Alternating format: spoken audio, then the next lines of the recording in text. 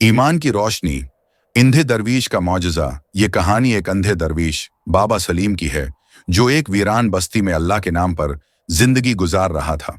लोग उसे मजनू समझते थे, मगर उसका दिल ईमान से मनव्वर था। जब एक वबा ने पूरे इलाके को अपनी लपेट में लिया, तो इसी अंधे दरवीश की दुआ से रोशनी वापस लौट आई। कहानी का आगाज सदियों पहले की बात है। शाम के करीब एक छोटे से गांव नूरान में एक दरवीश रहता था। उसका नाम था बाबा सलीम। वो अंधा था, मगर उसके दिल में ईमान की आंख रोशन थी। लोग उस पर हंसते, बच्चे उसके पीछे अंधा फकीर कहकर चलाते, मगर वो मुस्कुराकर जवाब देता, अल्लाह ने मेरी आंखें बंद की हैं। सलीम एक पुराने दरख्त के नीचे रहता। वही इबादतगाह, वही घर, वही दुनिया थी। इसके पास कुछ न था, मगर दिल में अल्लाह की मोहब्बत और जबान पर जिक्र लही। आजमाइश का वक्त। एक दिन गांव में एक खतरनाक वबा फैल गई। लोग बीमार होने लगे, बच्चे मरने लगे और बाजार वीरान हो गए। कोई दवा काम न करती थी, कोई दुआ असर न दिखाती थी। लोग खौफ में मुब्तला थे। हर कोई अपने घर में कैद हो गया।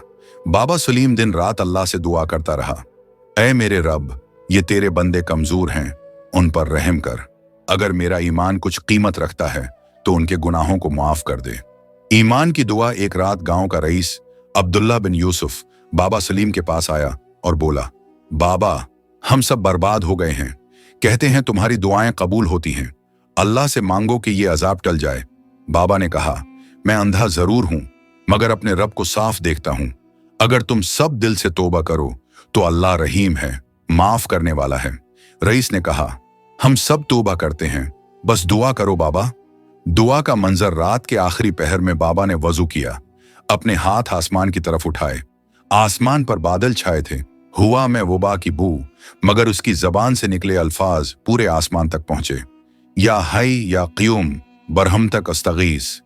ऐ रब, अगर मेरी जिंदगी किसी काम आ सकती है तो इस गांव के बदले मुझे ले ले, मगर इन पर रहम कर दे। ये कहकर वो सजदे में गिर गया। सजदा इतना लंबा क्या कि फज्र की अजान हो गई।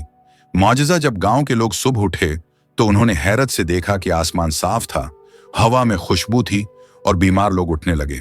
बच्चे खेलने लगे, परिंदे चहचहाने लगे। सब हैरान थे कि क्या हुआ। किसी ने कहा, आओ बाबा सलीम का शुक्रिया अदा करें। सब दौड़ते हुए इस दरख्त के नीचे पहुंचे जहां बाबा सलीम सजदे में था, मगर वो अब दुनिया में नहीं था।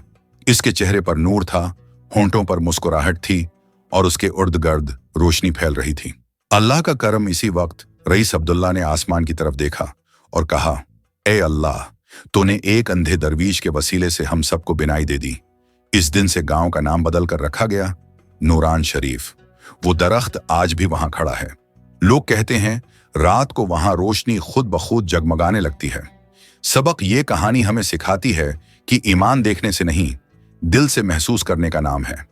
अल्लाह इन बंदों को चुनता है जो खुलूस से मांगते हैं। दुआ वो हथियार है जो नामुमकिन को मुमकिन बना देती है। एक सच्चे दिल वाले की नीयत पूरी बस्ती के लिए रहमत बन सकती है।